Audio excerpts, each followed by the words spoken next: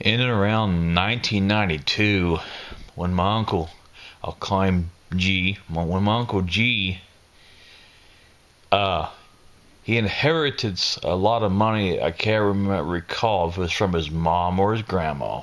Seemed like it was from his mom. But he inherited a lot of money. He worked it. He retired from Chevrolet in Cincinnati, Ohio, here, right down the road, 22 miles. And so he thought he'd buy 110 acres in McCreary County, Kentucky, southeastern Kentucky. And this land that he bought had a long gravel road, a gravel driveway, and it had a long gravel road to it. So it was 3 miles off the main drag, and even at that, the main drag was just a county road. And he thought he's going to build a big, nice, expensive home. And I think he called it redwood cedar. I'm not technically know if I'm right about that name. But he bought some, he's having a very expensive wood put in it. Well, he's having it delivered. Now, there was a mobile home on the property of 110 acres. And he was going to have a house built sort of behind that, to the right, if you will. A real nice spot for it. It's on its mountainous area. And he worked up at, he lived in northern Kentucky, so he lived 3 hours away. So he's so worried about that expensive material coming in, to build the house. He said, "I'll hire you, not to work, to stay there all night." And I'll give you a choice: a shotgun or a rifle. I took the rifle. He said, "I don't want no trespassing at all.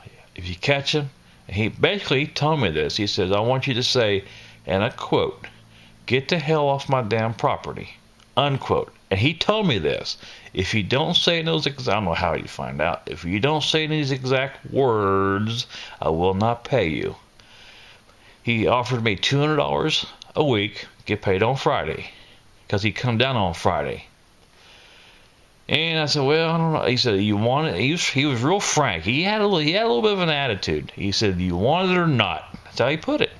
I said, "I'll take it." I was needing the money. Now, I didn't take a call. I lived about 10 miles from her, and I was heavy into mountain biking then. He said, or I said, I ain't gonna bring him a car, because if there are some no good in the wooded area, I don't want, in a car, they're going to shoot you, they're going to shoot you anyway.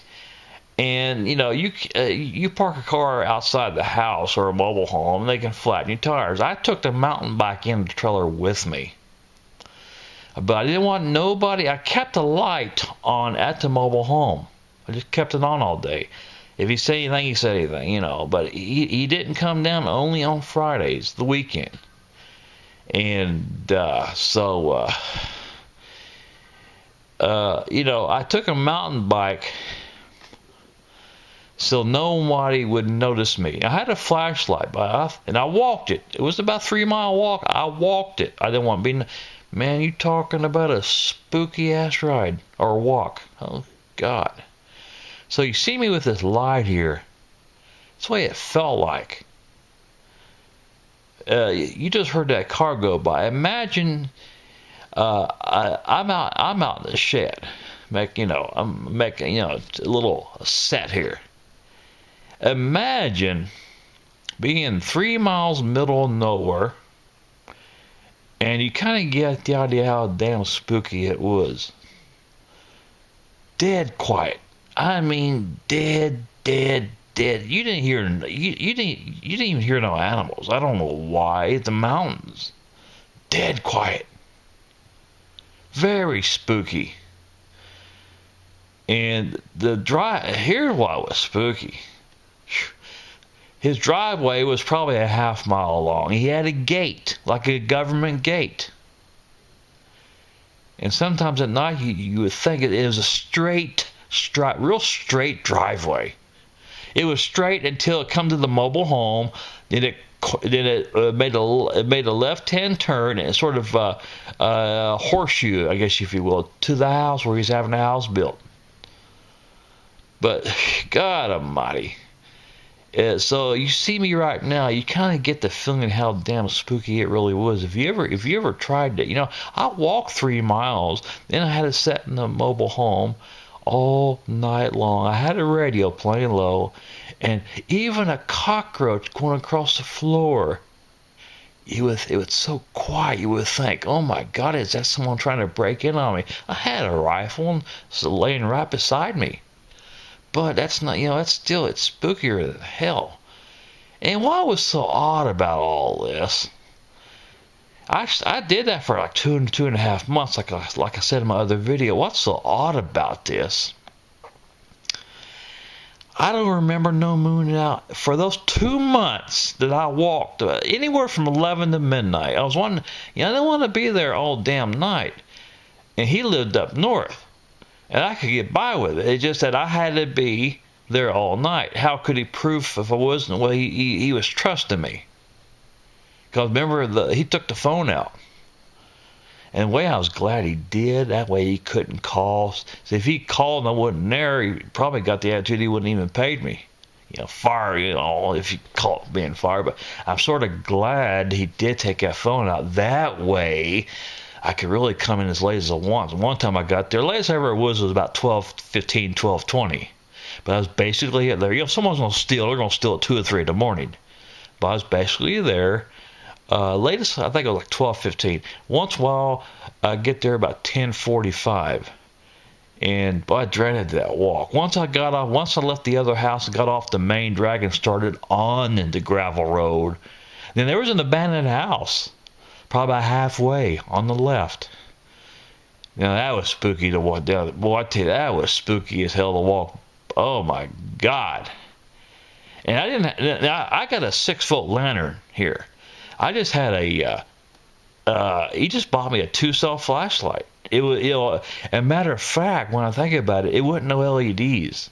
It was all the filament bulbs. So if I would drop that bulb, he didn't give me no spare bulbs at all. He did, he bought the light and he bought me I think it was 2 sets of D batteries.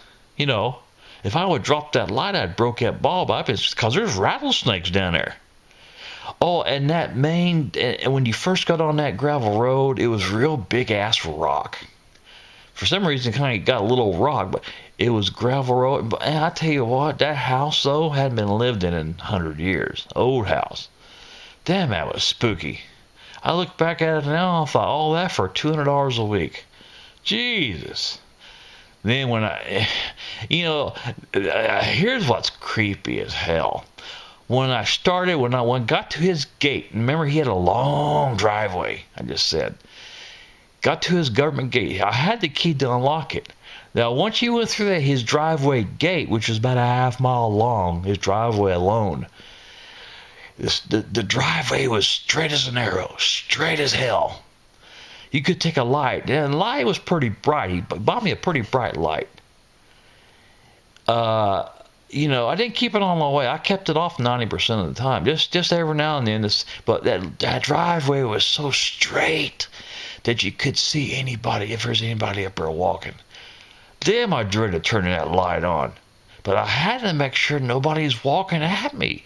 Middle of nowhere, around 11:30 to midnight on average.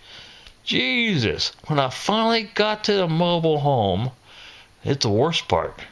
Checking the rooms, make sure no one's hid in the rooms, make sure I've not surprised nobody, because, see, remember, no car, I took my mountain bike, no noise. There's a little drawback to that. If somebody was in there going through the mobile home, they would be hiding on me. I had to check all those rooms because I didn't want to fall asleep and have a damn knife to my throat. And I always kept the rifle in the closet, in the bedroom.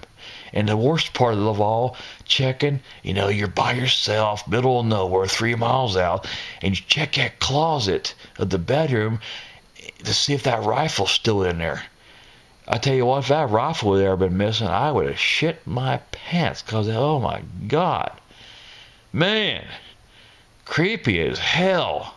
But when I feel that rifle still there, I grabbed it, then I went through the rooms. But even with a rifle, it'd been hell to catch somebody in there. Oh my God, it'd been like catching the devil, you know. Somebody's in there, 3 miles middle of nowhere, there's no houses around. You know, they're up to no good. Damn, that was creepy. Man, I even think about it now and get goosebumps over my arms. Oh, was that creepy. All that for $200 a week. This is part 2 of the reenactment. My personal haunted stay. I've been walking at night. You know, I was being paid to stay all night in this mobile home on 110 acres, 3 miles middle of nowhere. Well, my uncle was having an expensive home built, and he's wanting me there at night to make sure nobody stole anything. Only catch is very scary. He had the phone taken out, which in a way I'm glad. That way he couldn't call if I was late. I didn't want to be there all night, not as long as I want. You know, I make my night the shortest possible. So he trusted me to be there. So sometimes I'd leave the house and get there it was 10 miles from where I lived. And I walked the entire gravel road. I walked 3 miles every night because I didn't want nobody here. You know, some no goods maybe it's mountainous areas, McCreary County, Kentucky, southeast Kentucky. 110 acres is all mountainous. I didn't want somebody in the woods hearing me in the car. They'd hear you, you know, and you're screwed. But yeah, on a mountain bike, I walked it. You know, they probably wouldn't hear me. Hopefully it wouldn't. But I kept a light on at the mobile home during the day, and so that way, you know, they couldn't see no light going off on and off like you coming in there. So they would have a hard time knowing if anybody's there. But I just don't want to be caught. You know, once I got there, maybe turn a light off or something. I didn't care there. But, you know, walking to the mobile home on a lonely gravel road around midnight, you know, I didn't want to be caught in, you know, getting to the mobile home. But I was about a week doing it, and it was one evening, Mom was at home, there was a horror movie. You ready for this? Come on about 9 o'clock, a horror movie. Mom looks at me, and she says, "Are you going over there tonight?" I said, "Yeah, why?" She said, "Why on earth are you watching a horror movie?" Said, you know, build myself up, believe it or not. It was a horror movie. After it was off about 11. So I had 10 miles to ride, and I rode a mountain bike real good back then. So at 11 o'clock at night, after watching a horror movie at Mom and Dad's, where, you know, at the house, I got on the mountain bike, rode 10 miles. Then it was about 3 from when I got off the county, starting the gravel road, about 3 miles to the place, you know. And there was an abandoned house on that road. Nobody lived around there. So when I got there, say about 11:30 on the gravel road. Starting of the gravel road, I had to walk 3 more miles. After I rode 10, I had to walk 3. Whew. That was the longest 3. It's spookier than hell. You got a flashlight. I mean, the oddest thing about it, yeah, and ain't that crazy? I watched a horror movie, then walked that lonely gravel road for 3 miles around midnight. I don't know. I guess I did that to psych myself. I don't know. I just did it. I guess to see if I could take it. But damn, I mean, getting to that mobile home, you're in the middle of nowhere. And as I was walking, I was thinking about that horror movie, and I tell you what, I could have measured the goosebumps on my arms walking past that abandoned here's a hard. I don't know why this is so hard. Before I got to the abandoned house, I was walking down a hill, a gravel road hill. When you're walking down a gravel road hill, you make more noise. You can imagine. I could see it in that mobile. I could see it in the old abandoned house. If there'd be anybody in that old abandoned house, me walking down that hill, making more noise, gravity pulling you technically, they would see me. And when I walked past that damn abandoned house, I kept looking over my shoulder, make sure nobody is coming out of that abandoned house. No one lived there. Make sure nobody was coming out midnight, at me. And it was about, baby, I don't know, 500 feet past that. I finally come to his long driveway, about a half-mile long. He had a government gate, but it was his property. I had the key to unlock that gate. And I was thinking about that horror movie I watched. And as I was unlocking the gate, I'm not making this up, I thought I heard something. I wasn't for damn sure. And his driveway now, little tad hill, but once you went through that gate, his driveway is very straight. And as I was unlocking that gate, the chain dropped. And I thought I heard something. So I dreading like I turned that light on. Well, I had a light on, pointed it up toward the lonely driveway, about a half-mile long, and see nobody. And I tell you the spookiest thing, when you're busy unlocking something, it's like whoever's no good out there knows you're busy. And as I was unlocking that damn gate, I thought any minute I'm going to feel someone pecking me on the shoulder. I tell you what, I've never unlocked a gate so damn fast. Just to get through that gate, I had to close it back. He told me, he said, when you unlock that gate, lock it back so no cars can come through there.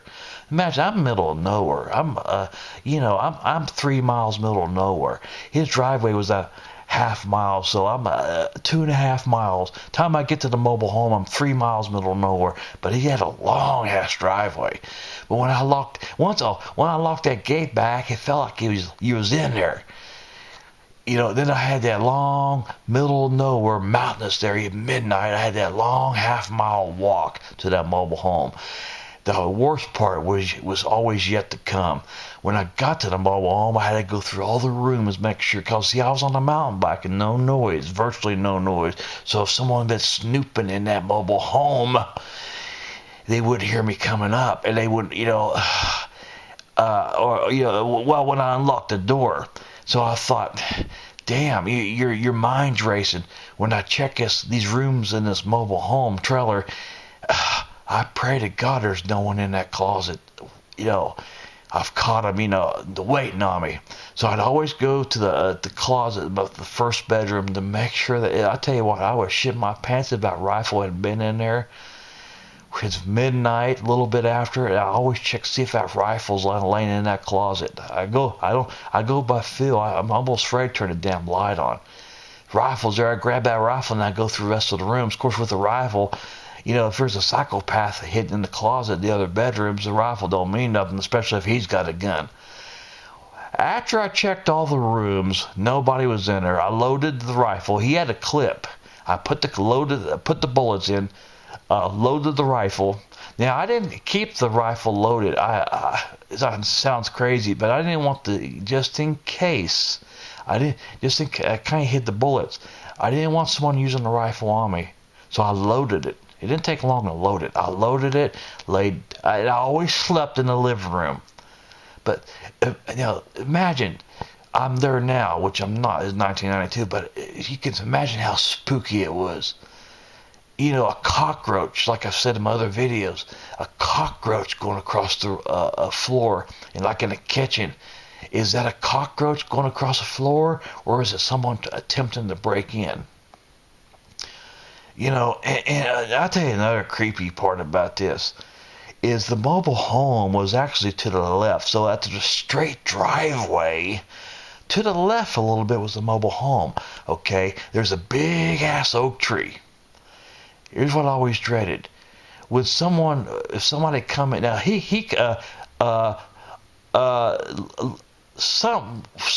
one time Dad come in late, but he told me he'd be over. He warned me. And you can see his reflection of his headlights off that tree. That's even before he got close enough where you can see the reflection of the headlights off the gravel driveway. But when he was way down there, after he went through the gate himself, he had the keys too. You could see the reflection of his headlights off that tree. Now, I always dreaded when I looked out that window, I hope to God I never seen no reflection off that big oak tree. Oak tree kind of had a shiny bark to it.